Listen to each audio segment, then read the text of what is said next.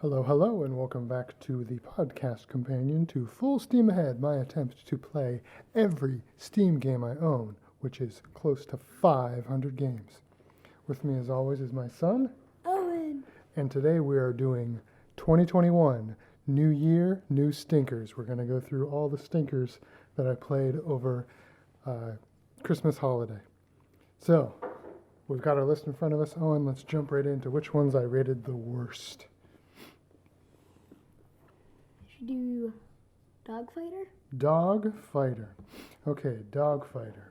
This is a flight game, but it's not like a true flight simulator. It's trying to be like almost like a dogfighting deathmatch multiplayer game. So it's sort of arcadey, and you kind of fly around, and you're in a biplane or a triplane. So it kind of has that, 1920s World War I era sort of feeling of flying, but the controls were kind of weak. It had a lot of really loud rock music that annoyed me, and it was kind of like trying too hard, but the controls were not the best. So that's the summary right there of what I thought of it. You have any specific questions about it? Well, what was like the multiplayer like, and like what were you battling for? Yeah, so I really just kind of went through the tutorial. I believe the multiplayer would be similar to a first-person shooter deathmatch, where it's like, take everyone out, or you're on one team and people are on another team and try and shoot them out of the skies. So it could be fun. I'm guessing since it's an old game, there's not many people playing it online, so it would probably be really difficult to do it multiplayer. But I guess it could be interesting, but not that great. Mainly, it was just like loud and trying too hard. The controls were lame, which kills it for me anytime that. Prototype. This one, it's an open world, and you are a guy that has like superpowers, so you can kind of travel around everywhere, but it's very dark and gray, so it just looks gross.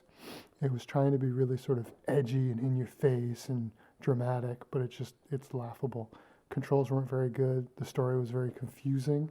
Like, you just sort of start the game and you can, shoot blades out of your arms and stuff, and you have no idea why. And your main character looks like a sociopath serial killer, so I did not connect with the main character, and I didn't want to find out more about my main character, so I just stopped playing. Any questions about it? So it just sort of like drops you in. Yeah, which could be intriguing if it wasn't just so gross. Like, it just looked gross, felt gross.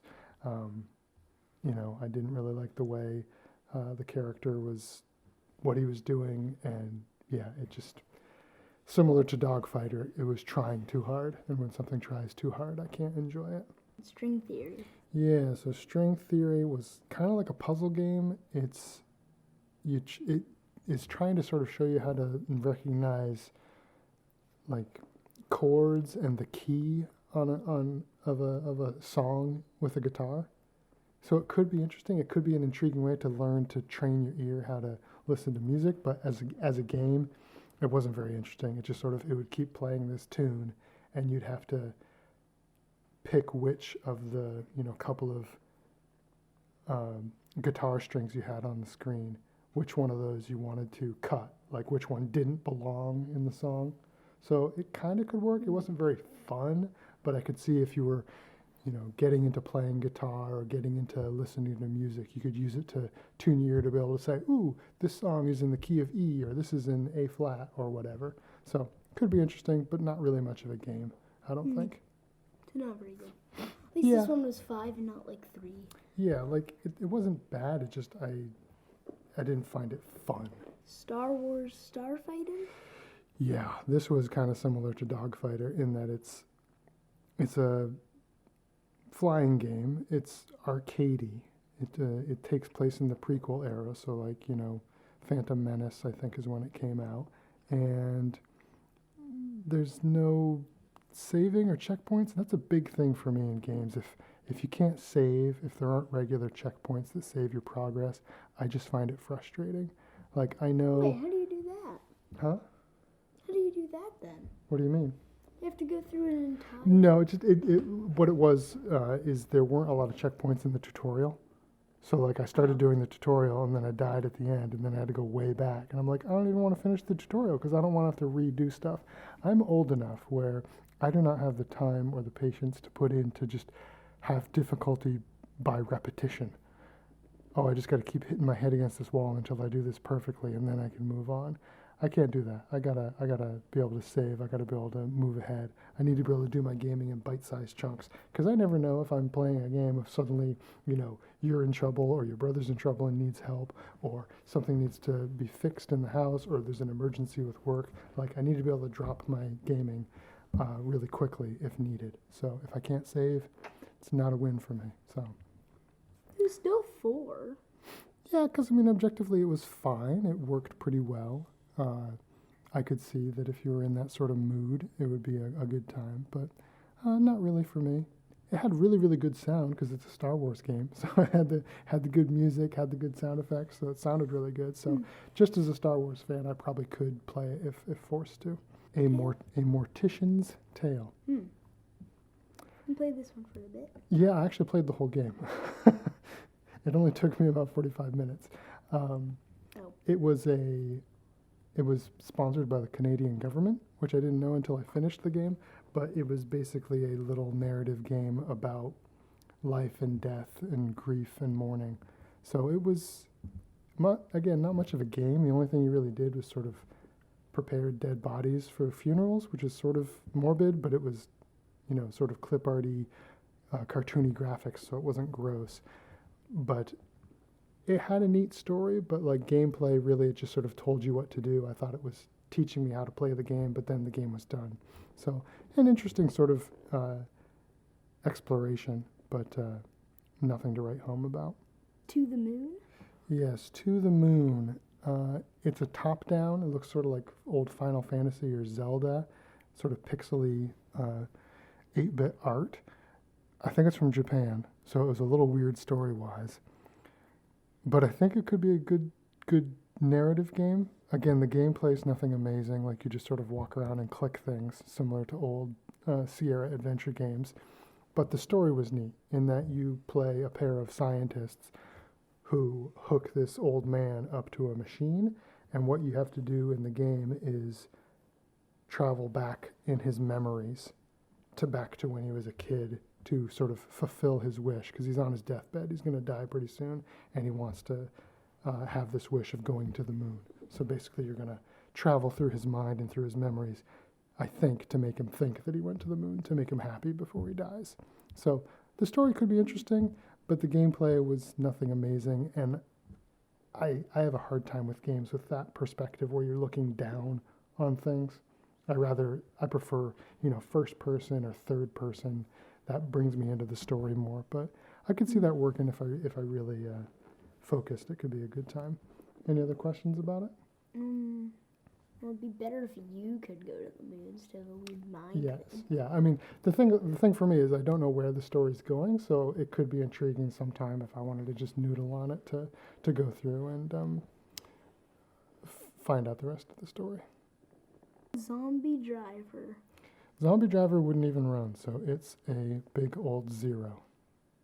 Yeah, Serious Sam HD, the second encounter, it would not run, so on to the next. It's a big fat 0. Oh, Legendary. Yeah, Legendary. This game, it's a first-person shooter, and, kind of like Half-Life and stuff, the story unfolds in front of you, but it's got really crappy graphics. The main character seriously looks like a serial killer. The game opens with a cinematic movie showing him, and he's stealing something, and he just looks like he's going to hurt people, and it just did not want me to... It made me not want to play as this character. The controls are very floaty.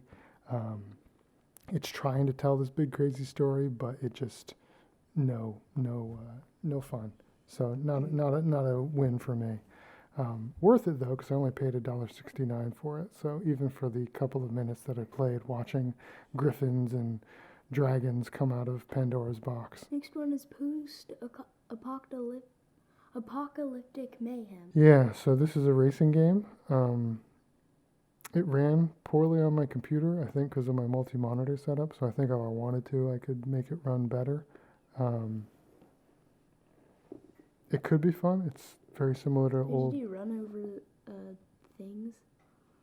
Yeah, so you get all the vehicles in it. It's post-apocalyptic, so it's like regular vehicles with chainsaws and machine guns and rocket launchers mounted onto them and stuff. So it's got a funny look there, and I'm sure, Blow up each other? yeah, I'm sure it could be fun driving around blowing things up and whatnot.